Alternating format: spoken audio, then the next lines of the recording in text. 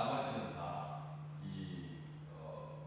끊지 않고 계속 이렇게 나열하고 있는 것을 보게 되는데, 특별히 오늘 이 5번째 가운데 2029절 가운데 시기라고 하는 그 부분인데, 이 시기라고 하는 게 뭐 질투라고 하는 것과 같은 맥락에서 다뤄지죠. 보통 시기와 질투 이렇게 자매지간이다 말하는 만큼 같이 가는 경향이 있습니다. 비슷하죠. 시기하는 거하고 질투하는 거. 그런데 구별할 수 있는 방법은, 질투는 특정한 사람을 특정하는 건데, 시기는 조금 더 범위가 커진다. 질투는 조금 개인적이고 시기는 범위가 굉장히 확대되는 그런 경향이 있어서, 질투는 제3자의 개입으로 누군가를 무엇인가를 잃게 될까봐, 누군가가 개입해서 잃게 될까봐 느끼는 그런 불안한 마음이 질투라면, 시기는 비슷한 사람끼리 느낀다. 어떤 특정한 사람 때문에가 아니라 비슷한 사람끼리 느끼는 감정인데, 비슷한 사람끼리 시기하는 감정을 느끼는 것을 영어로 라이벌이라고 합니다. 라이벌. 이 라이벌이라고 하는 단어는 리버에서 왔습니다. 강에서. 그 강에서 왔는데 무슨 역사적인 유래가 있냐면, 같은 물을 마신다는 거죠. 귀족들은 귀족들끼리 마시고 하층민은 하층민끼리, 노예는 노예들끼리. 어떻게 상식적으로는 귀족들이 마시고 밑으로 내려갈수록 하층민이 마시고, 철저하게 계급 사회예요. 정말 치사하죠. 치사한 거죠. 정말 어떻게 사람이 사람을 그렇게 구별할 수 있을까? 근데 그게 당연했고요. 그게 당연했고, 그것에 대해서 분노를까지는 느껴가지고 이제 사회 전복을 꿈꾸고 하면 뭐 사회 혁명이 일어나겠지만, 그렇지 않은 경우는 그냥 그게 하늘에서 준 것이다 이렇게 생각해가지고 별로 반감을 갖지 않아요. 속에서는 조금씩 그런 반감이 있을 수 있을 개인적인 그런 반감과 분노는 있었겠지만, 오랜 세월 그게 굳어지면서 라이벌이라고 하는 단어가 되었다고 하는 거죠. 그래서 다시 말하면, 비슷한 사람끼리 느끼는 같은 느끼는 그런 감정인데, 남이 잘 되는 건 미워하고 깎아내리고, 남이 잘 되는 건 미워하고 깎아내리는, 타인의 좋은 처지에 대해서 불쾌감까지 느끼는 그런, 내가 갖지 못하는 것에 대해서 상대방이 가진 것을 슬퍼하는, 참 적극적인 슬픔인 것 같아요.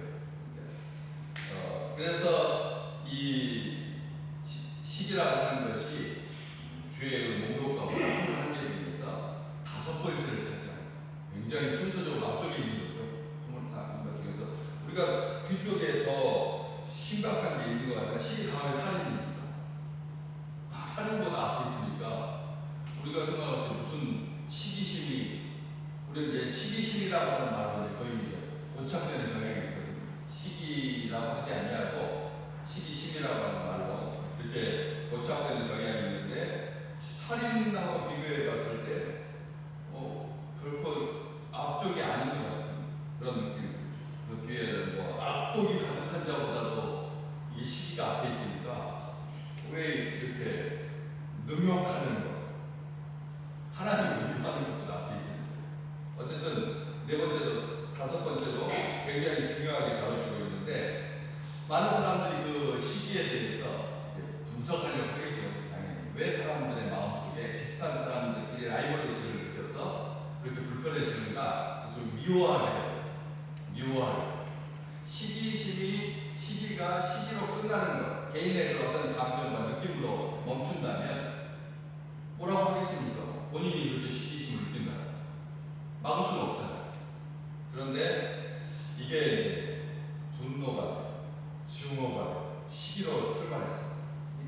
다시 말하면, 앞쪽에 1번부터 이 5번까지, 6번까지 앞쪽에 있는 그런 죄들은 가만히 보면 자기 혼자 단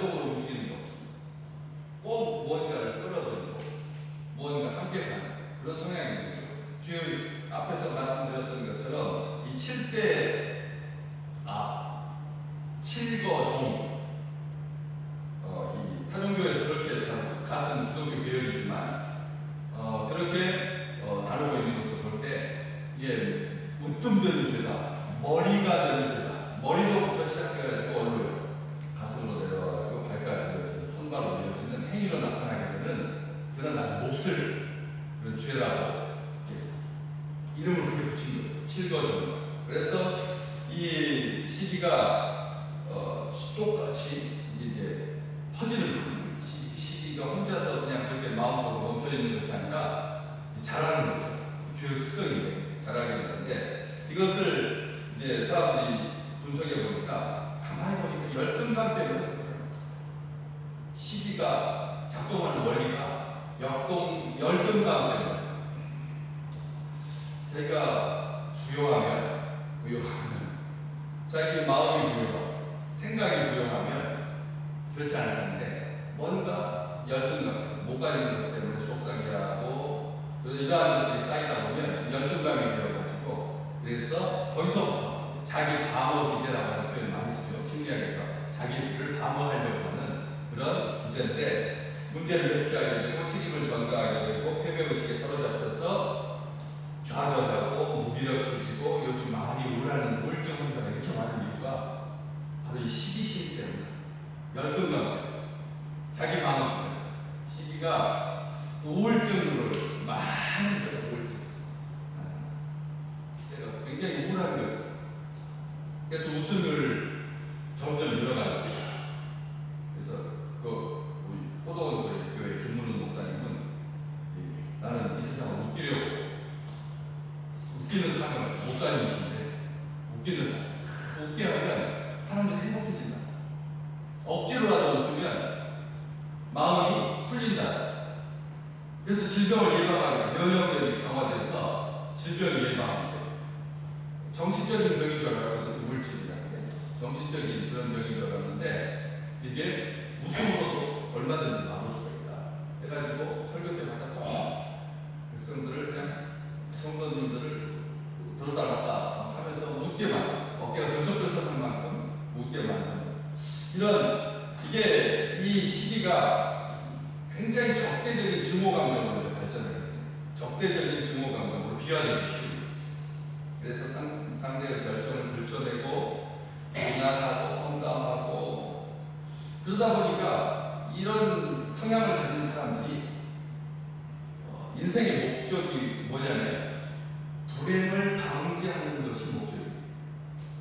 시기로 가득차 있는 사람들의 인생의 목적이 불행을 방지하는 참 얼마나 비극적이었어요. 오늘도 불행이 발생하지 아니하도록 비극이 발생하지 아니하도록 자기를 방어하는 데 급급한 그런 삶을 살다 보면 삶의 기쁨과 즐거움을 누리며 살지 못합니다. 삶의 기쁨과 즐거움이 없고 계속 불행을 방지하는 거예요. 그러다 보니까 욕구 불만이 생기고 짜증나요. 잠언 14장 30절 말씀 아시는 말씀, 다 아는 말씀인데 마음의 화평은 육신의 생명이 된다. 마음의 화평은 육신의 뭐가 된다고요? 생명이 된다. 마음의 화평은 육신의 생명이 되지만 그 중요한 거예요. 시기는 뼈를 썩게 만든다. 솔로몬이 얼마나 지혜로운 말이죠. 오늘도 식구들 마음이 평안하시기를 주의 축복합니다. 마음이 평화가 뭘 한다고요? 생명이 된다. 마음의 평화가 생명이 된다. 기쁨이 된다. 마음의 평화가 우리를 살린다. 마음의 평화가 우리를 살려준다. 마음의 평화를 잃고 막 뒤뚱거리고 좌우하면서 불안하고 우울하고 하면 질병에 시달릴 수밖에 없지만 마음의 평화가 그렇게 중요해요. 새벽을 여는 주의 백성들에게 하나님께서 하나님의 평화로 채워주실 줄로 믿습니다. 평화가 우리의 생명이다. 시기는 뭐라고요? 뼈의 썩음이다. 우리는 벌다복지 뼈가 썩는 것이 무슨 질병이 균이 들어가서 뼈가 썩잖아요. 보통 뼈가 썩는 것은 골다공증보다 더 위험한 거예요. 뼈가 썩는다는 뼈가 썩는 이게 얼마나 정확한 의료주는 뼈를 썩게 만드는 시기가 뼈를 성경에 그렇게 딱 되어 있습니다. 잠언 14장 30절 뼈를 썩게 만드는. 그래서 뼈를 썩는 것으로 끝나지 아니하고 사람들과의 관계를 분열시키고 갈등을 조장하고 그다음 전쟁을 일으킨 사람들은 뼈가 썩은 사람, 뼈가 부서진 사람, 뼈가 없어진 사람.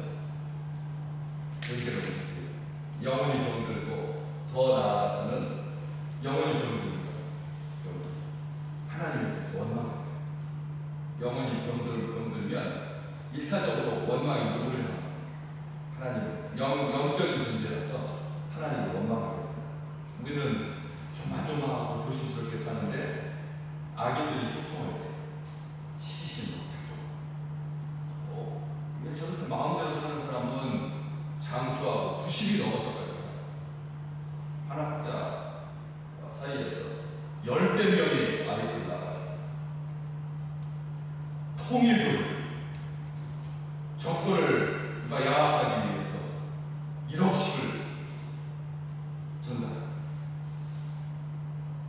그런데 가만히 그 과정을 들었다 보면 자살, 우울증에 걸리고 이혼하고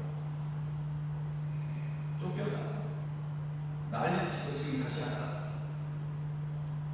말투가 어때요? 다 보여주죠. 자기가 참 어머니라는 거지. 자기가 참 어머니. 정말 기가 막힌 시대를 우리가 살고 있습니다. 그럴 때 시편 37편 다윗이 악인의 형통함을 시기하지 마라. 우리에게 정말 얼마나 아름다운 말이에요. 얼마나 신령한 말씀입니다. 기가 막힌 말씀입니다.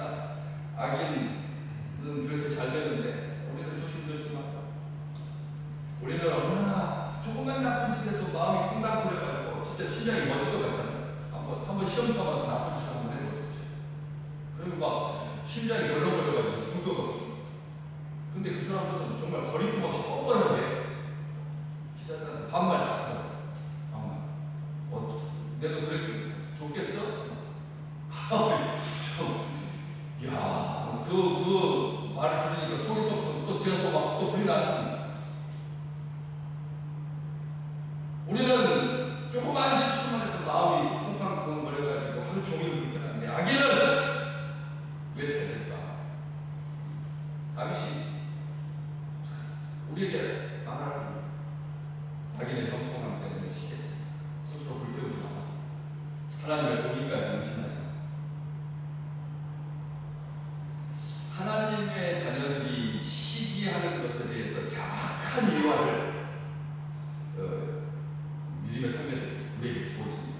뭐냐면 마치 내일 도살장에 끌려갈 돼지가 오늘 신청에서 막 뒹굴고 웃고 진창 속에서 그렇게 노는 것을 부러워하는 거야. 전혀 부러워하지 않아. 시기하지 말라는 거야. 욕심과 시기라고 하는 두 사람이 길을 가는데 신이 나타나가지고 너희가 소원 안 내면 욕심한테는 아니고 2배를 주겠다. 두 사람한테 욕심하고 시기한테 너희가 자기의 소원을 안 내면 말하면 2배를 주겠다. 같이 가는 그 사람이 말을 했어. 그랬더니 욕심쟁이가 욕심이 가만히 생각해보니까 내가 받는 것, 소원하는 것에 2배를 준다고 하니까 시기한테 준다니까 뭐라고 했겠습니까? 아무것도 주지 말라. 아무것도 주지 말라. 자기가 아무것도 안 받겠다고 해서 아무것도 못 받았어요. 시기한테 또 물었죠. 뭘 줄까? 물었더니 시기가 가만히 생각해보니 왼쪽 눈을 뽑아주십시오. 그렇게 말했다. 자기 소원이 왼쪽 눈을 뽑아라. 그러면 욕심한테는 어떻게 해요? 둘을 뽑혀요.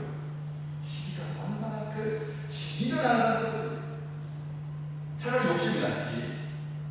욕심은 자기는 안 가지고 시기는 못 가는 것으로 끝나지만 시기는 자기 눈을 뽑아달라. 그래서 욕심이 두 눈은 못 보게. 그렇게 어딨어. 우리 사촌이 밭을 사면 배가 아프다고 하는 그 말이 요즘은 안 쓰잖아요. 요즘은 안 쓰는데 그 말 속에서 우리가 교훈을 받습니다. 지금은 어떤 시대냐? 배고픔보다 배 아픔의 시대. 배고픔보다 배 아픔의 시대. 이게 만연되어 있습니다. 어떤 세대를 막론하고 배고픔보다 배 아픔의 시대가 맞습니다. 오늘 우리 주시는 주님 말씀 기억하십시오. 우리의 공급자는 우리의 필요를 채우십니다.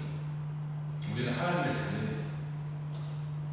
어떤 경우에도 시기가 우리의 영혼을 짓이게 해서 그래서 하나님을 향해서 원망하고 하나님 앞에서 상처받고 삐지고 그렇지 않아요. 좋은 것 썩지 않는 하나님의 말씀은 우리에게 약약이 되었습니다.